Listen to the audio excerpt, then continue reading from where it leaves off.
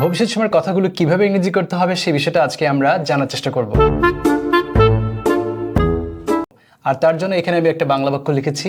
এই বাক্যটির মাধ্যমে আমরা ভবিষ্যৎ সময় ফিউচার টেন্সের ইংলিশ লেসনগুলো শিখব। দেন আমরা প্র্যাকটিক্যালি ইংলিশ চর্চা করব অ্যান্ড ফাইনালি আমরা মিলে সরাসরি ভিডিওর শেষ অংশে ইংরেজিতে কথা বলবো।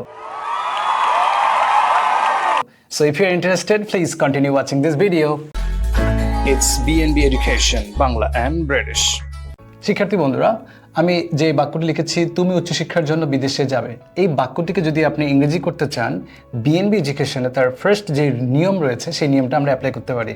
সেটা কি? প্রথমে যে আপনি দেখতে পাচ্ছেন তুমি মানে হচ্ছে ইউ, এটা হচ্ছে পার্সন। তো বাংলা বাক্যের প্রথমে আপনাকে নিতে হবে পার্সন, দেন পেছনে চলে যেতে হবে। পেছনে যে শব্দটা রয়েছে যাবে, এটা হচ্ছে ভার্ব। আর এখানে ভার্বের প্রথম সারিটা আপনাকে নিতে হবে।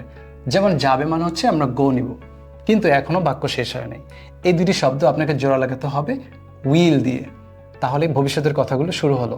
ইংলিশ দাঁড়াচ্ছে বা সেন্টেন্সটি হচ্ছে ইউ উইল গো, তুমি যাবে। সেমভাবে যদি আপনি বলেন আপনি আসবেন, তাহলে কি হবে? You will come. আপনি পড়াশোনা করবেন, ইউ উইল স্টাডি। আপনি চিন্তা করবেন, ইউ উইল থিঙ্ক। আপনি যদি ইউ এর জায়গাতে নতুন নতুন সাবজেক্ট চেঞ্জ করেন, ফর এক্সাম্পল আমি যাব, তাহলে বাক্যটা কি হচ্ছে? আই উইল গো। আমরা যাব, উই উইল গো। তুমি যাবে, ইউ উইল গো। তোমরা যাবে, ইউ উইল গো। সে যাবে, হি উইল গো। মেয়ের ক্ষেত্রে শি উইল গো। তারা যাবে, দে উইল গো। জাস্ট আমি আপনাকে একটু ফ্রি করে নিলাম। দেখুন, বাংলা বাক্যের প্রথমে পার্সন, পেছন থেকে ভার্ব আমরা যোগ করেছি উইল দ্বারা।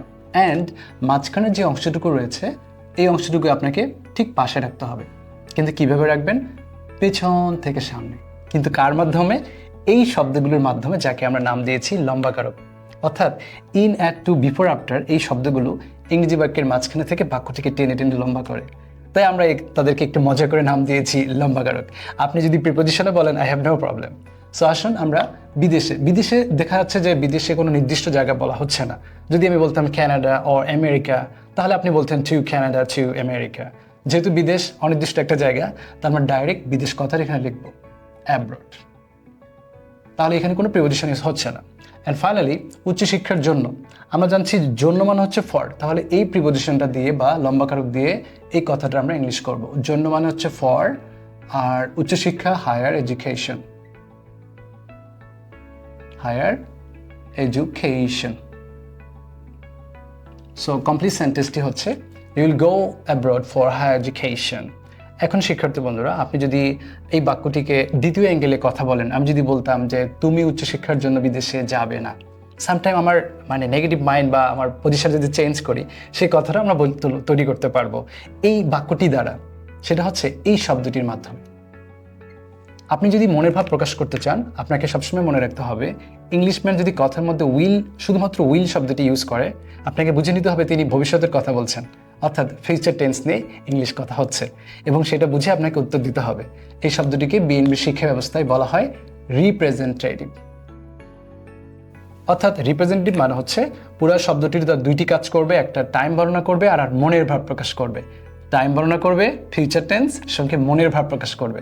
সেটা আমরা এখন তৈরি করব এই শব্দটিকে দিয়ে। যদি আপনি বলেন যে তুমি উচ্চশিক্ষার জন্য বিদেশে যাবে না, তাহলে আপনি কি করবেন? এই শব্দটির সামনে বা তার পাশে একটা নট যোগ করবেন। সো উইল প্লাস নট যদি আমরা একসঙ্গে বলি, তাহলে হবে ওন্ট।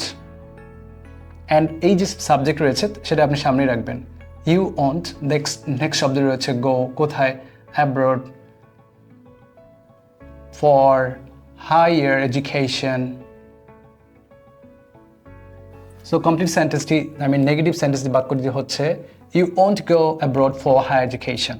তার মানে আমি নেগেটিভ বাক্য যেটা বললাম বা তৈরি করলাম কিভাবে? শুধুমাত্র এই শব্দটির সঙ্গে একটা নট যোগ করার মাধ্যমে। শিক্ষার্থী বন্ধুরা, এখনও শেষ না। আপনি যদি প্রশ্ন করেন যে আপনি কি বা তুমি কি বিদেশে উচ্চশিক্ষার জন্য যাবে, ইফ ইউ মেক কোয়েশ্চেন, বা আপনার যদি ইন্টেনশন হয় আমি আপনাকে প্রশ্ন তৈরি করব, সেই তৈরি করার নিয়মটি কি? এটাও বিএনবি এডুকেশনে অনেকটা ইজিলি শেখানো হচ্ছে। কিভাবে? এই যে শব্দটি রয়েছে, যাকে আমি বলেছি রিপ্রেজেন্টেটিভ বা প্রতিনিধি, এই শব্দটিকে আপনাকে সাবজেক্টের ঠিক সামনে প্লেস করতে হবে। সাবজেক্ট ইউ এর সামনে আপনি বসাবেন। তাহলে কি দাঁড়াচ্ছে? Will you go abroad for higher education. যদি আমরা একটু লিখি, উইল ইউ গো, কোথায়? Abroad. Will you go abroad for higher education. তাহলে আমরা প্রশ্ন তৈরি করার নিয়ম শিখলাম অনলি একটা। যে মূল বাক্যের সামনে প্রতিনিধিকে বসাতে হবে। মূল বাক্যটা কি ছিল? ইউ উইল গো অ্যাব্রড, এর সামনে আমরা উইলটাকে প্লেস করলাম। So it creates a question, will you go abroad for higher education? আপনি যদি এখন বলেন হ্যাঁ আমি উচ্চশিক্ষার জন্য বিদেশ যাব, তাহলে আপনাকে উত্তর দিতে হবে এইখানে। আপনি বলবেন ইয়েস, আর সাবজেক্টটাকে ইউ চেঞ্জ করে আপনি বলবেন I will go abroad for higher education. আবার যদি আপনি বলেন নো, আমি বাংলাদেশে থাকবো, আমি যাব না, তাহলে আপনি দ্বিতীয় যে বাক্য রয়েছে এটা দিয়ে আপনার মনের কথা বলবেন, শুধুমাত্র সাবজেক্টটাকে চেঞ্জ করে। So no, I won't go abroad for higher education. So question একটা, উত্তর আপনি ইয়েস বলতে পারেন বা নো বলতে পারেন। শিক্ষার্থী বন্ধুরা, এখনো শেষ হয়নি। যদি আমি নেগেটিভ প্রশ্ন তৈরি করি যে আপনি কি বিদেশে উচ্চশিক্ষার জন্য যাবেন না, সামটাইম আমরা কিন্তু এই ধরনের কোশ্চেন তৈরি করে থাকি, না বোধক ডাইরেক্ট প্রশ্ন, রাইট? সেক্ষেত্রে কি করবেন, আপনি এই প্রতিনিধির সঙ্গে একটা নট লাগাবেন, যা আমরা করেছিলাম যে উইলের সঙ্গে নট লাগালে হয় অন্ট। এই অন্ট কথাটাকে সামনে প্লেস করব। তাহলে 4 নম্বর নিয়ম দাঁড়াচ্ছে won't you go abroad for higher education.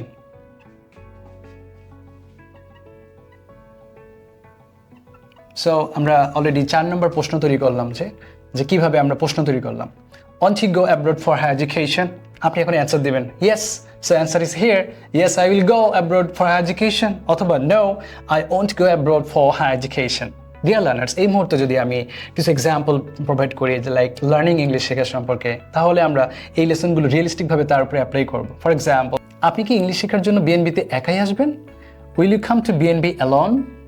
আপনি উত্তর দিবেন যে হ্যাঁ অথবা না। আপনি যদি বলেন নো, আমি একা আসবো না, আমি আমার বন্ধুর সাথে আসবো। আমি একা আসবো না শুরুতে হচ্ছে নো, না, নো, আমি একা আসবো না, আই ওন্ট কাম অ্যালোন। দ্বিতীয় কথা, আমি আমার বন্ধুর সাথে আসবো। আমি আসবো প্রথমে পারসন, পেছন থেকে ভার্ব, জোড়া লাগান। I will come to BNB with my friends. Dear learners, এই মুহূর্তে আমি আপনাকে সরাসরি ইংরেজিতে প্রশ্ন করবো, আর আপনি স্ক্রিনে থাকা উত্তরগুলো বলতে থাকবেন। So my first question is, will you practice English with your friends?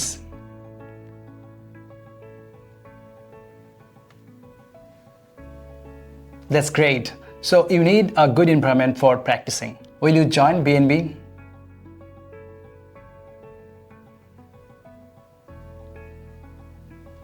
That's incredible. Will you join BNB for learning English alone or with your friends?